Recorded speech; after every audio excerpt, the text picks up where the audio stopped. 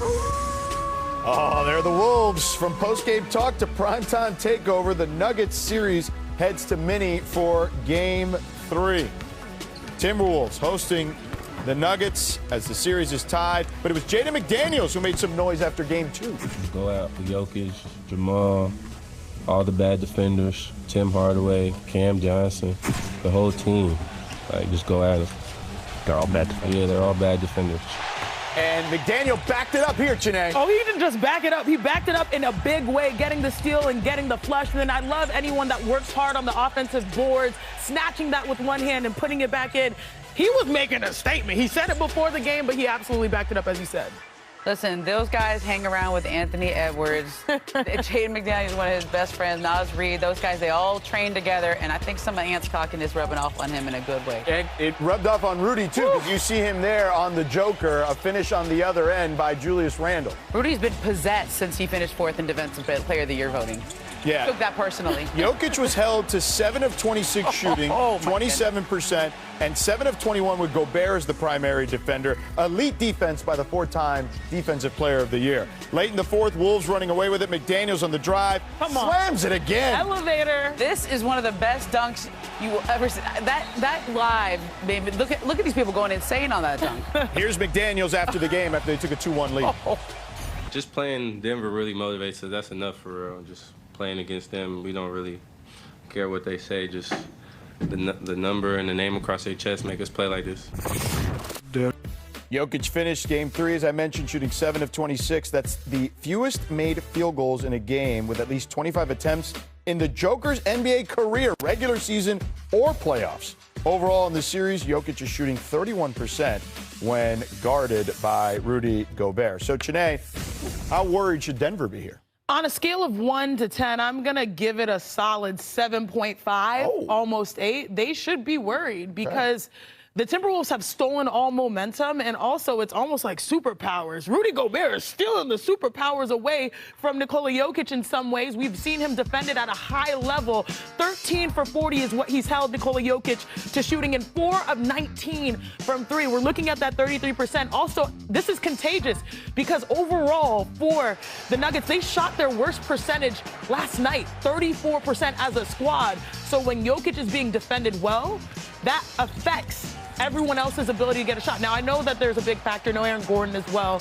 That impacts what they're able to do offensively, but you have to give credit to Rudy Gobert. It is a tall task. It is not easy to guard Nikola Jokic, and he had to take a lot of shots to be productive and get to his normal numbers. Speaking of Aaron Gordon, we all think of him as a great defender. He's great at finishing the ball, but he's a great ball handler, too. And I think they're really missing him as an outlet, as a secondary ball handler, because Minnesota's able to put so much pressure on Jokic and Murray. Jokic looks worn down. Like he just, like his shots are short. I was checking with people around. I go, is Jokic okay? Is he hurt? Like, because I've never seen him shoot like that. Jamal Murray looks like that physical pressure is wearing him down a little bit in this series. Why? Because that man in the red hat is not out there. Aaron Gordon is a phenomenal offensive player. They're plus 5.4 differential offensively with him, and the net rating is 12.7 better with him out there. I mean, that's not just missing Aaron Gordon's leadership, and he's a big missing piece. him everywhere. Yeah. A year ago on this Friday, after Denver had lost Game 3 in Los Angeles against the Clippers, got blown out, I said I was concerned about Denver. I'm really concerned about Denver right now after losing Game 3 to Minnesota for a couple of reasons. The Aaron Gordon injury, no Peyton Watson. They're thin on their wings. I talked to a scout yesterday morning as far as what are the keys for Minnesota against Denver. Make Jokic and Murray work defensively here, and don't be content on settling for shots. And that's something that Minnesota did effectively last night. And 7.5. Where you at? 8.5. Oh, okay. Can I get a 9.5? No. Welcome back to NBA Today.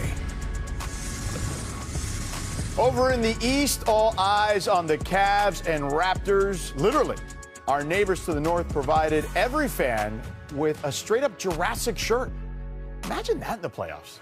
I love That'd that. be pretty cool. Love that. Look, We the North was ready. They are absolutely fired up. Let's get right into it here. Jamal Shed finds Scotty Barnes in the corner, knocks down a 3. Scotty, when he sees those types of shots going down, you know it's going to be a long night with the long ball. Here's R.J. Barrett straight on, another 3. 3-point barrage last night from both players. Meanwhile, Cavs, some challenges from downtown. Yeah, the renaissance rate of the NBA has been live and die by the three, and at this point, I mean, he hit the rim on that one. Yeah, at least. That's better than the air ball. A little bit better. Yeah, so you see the numbers there. And then second half, Scotty Barnes. Look how much space he had. At the buzzer. Yeah. Got to the spot. We like that corner in the North. I think he got forgotten a little bit this year, but how good a season he had. True. Jamison battled. Some people now. 4 triples in that game. Later in the fourth. Oh, come on. Corner 3 for Barrett. That pretty much sealed it. Under 3 minutes in the fourth. Raptors up 20. Barnes tips the loose ball to Barrett. Finishes it with the layup, the hoop, and the harm. Toronto wins game 3. All right, however, it wasn't all losses for the Cavs, though. In case you missed it, Cavs forward Jaylon Tyson's younger brother, Jordan, was selected number 8 overall to the New Orleans Saints in the NFL draft. An emotional night for the Tyson family, as one of their sons is playing in the NBA playoffs and the other is now officially an NFL player. 2 brothers are about 2 years apart there. And before the game, Jaylon took to social media and posted a picture of the two saying, "Your day, brother. Love you to death." And, you know, it's funny, when you were watching the draft, you could see that Jordan was on an iPad watching Jaylon's game while that was all going down. It was pretty cool stuff to watch for sure. And here he is, Cavs forward Jaylon Tyson joins us now. So, Jaylon, what a special night, man, for you, your brother, your entire family. You played a playoff game at the same time your brother's name was called on the NFL draft stage. Take us inside the moment you found out your brother had been drafted. Yeah, obviously this is a big game for us. Wish we would have won the game. It would have been a little bit more enjoyable for me. But I was in the game when he got drafted. I remember I was on the bench constantly asking for updates, like, where we at? And then they just tell me who got picked. And I'm in the game. And apparently what I was told is when I hit the corner 3, that's when he got, like 2 seconds later, he got drafted. And then the next time I did, and everybody came up and said, you know where he's at? Do you know where he's at? I'm like, no, I don't know. And then someone finally tapped me and said, he went to the street. So I was like, yeah, there we go. That's wild, man. Speaking of that, I mean, the timing of that, as you pointed out, is just insane when you think about it. You're hitting the shot. He's about to get drafted. Did you guys get a chance to talk about that? Have you talked to your brother? Yeah, of course. I talked to him multiple times. What was that conversation like? You know, he was excited. I clowned him. I asked him the morning of the draft. I was like, "Yo, you gonna cry?" He said he wasn't gonna cry, but everybody knows he had a lot of emotion. I'll definitely clown him about that. Yeah. Hey, man. But he's excited, super excited. No doubt, man. And you should cry. Tears of joy there. So, look, your brother Jordan wore a special pair of shoes that you're familiar with. What can you tell us about those shoes? Yeah, so everybody was asking me about those shoes. Those are not the same exact shoe. Like, it's the same shoe, but he had his own pair. I have my own pair. We're not sharing shoes. We don't have enough money where we can get our own shoes. But, yeah, I think that was dope. You know, I'm blessed to be able to be that kind of role model for him, and I want to continue to be that, and hopefully have a long career, and hopefully we both have long careers.